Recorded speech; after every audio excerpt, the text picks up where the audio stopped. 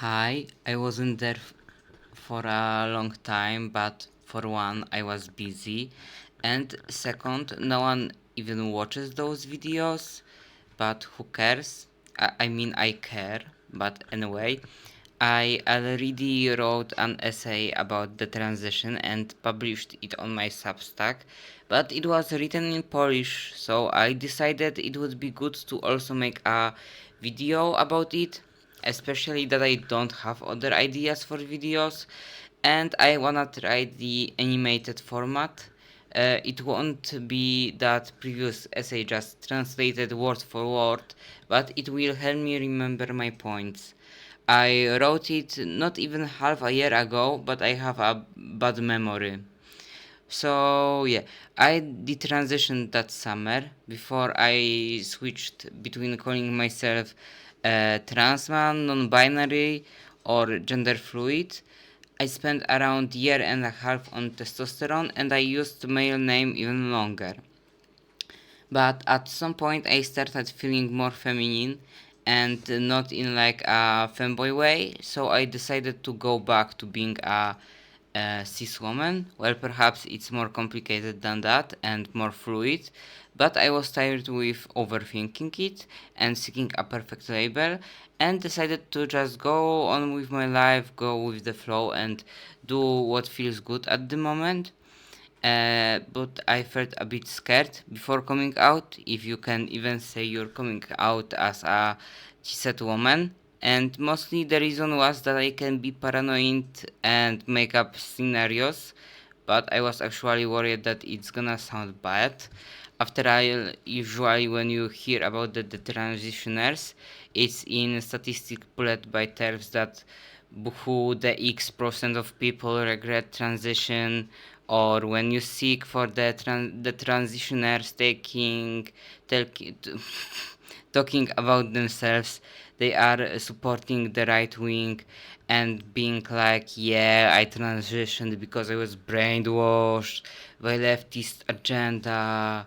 I destroyed my life. The transness is a code. The woke mind virus killed me. And I didn't wanna sound like that. I didn't want people to hear that I did transitioned and think, oh yeah, she probably hates LGBT, and that's not me, bro. I made my decisions for myself, and they were rational.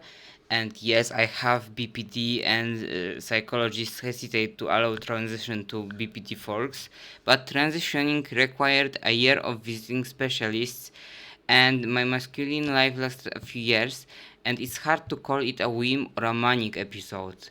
I did what felt good to me then, and transition brought me a lot of happiness. I am grateful for people I met and things I learned.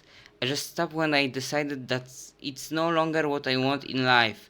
Maybe I'll come back to it, maybe not, but it was still a needed and important part of my life, and I don't regret transition. I am glad of my lower voice and bottom growth. To be honest, I would even continue some changes, but I'm not eager for getting the full pack. Hairy ass. But I still like my happy trail, and also transition helped me accept my weight.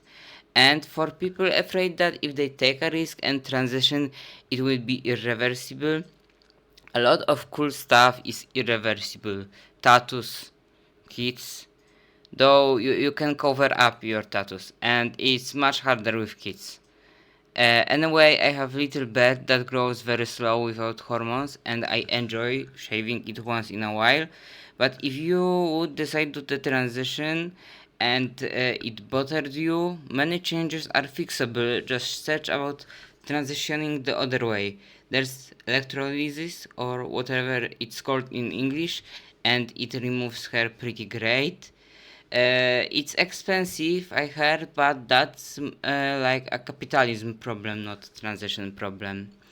So I guess that would be it. Until now, I found on the internet only two positive transition accounts. You know, with people who just went, yeah, I guess I want something different from life now instead of turning into transphobes. Maybe I find them later and note in the comments. One is a lesbian on Instagram who makes reels about her relationship with masculinity and femininity, and the other is a historical reenactor who mentioned that the transition only wants to clear things because people started transvestigating her. Anyway, thank you for watching.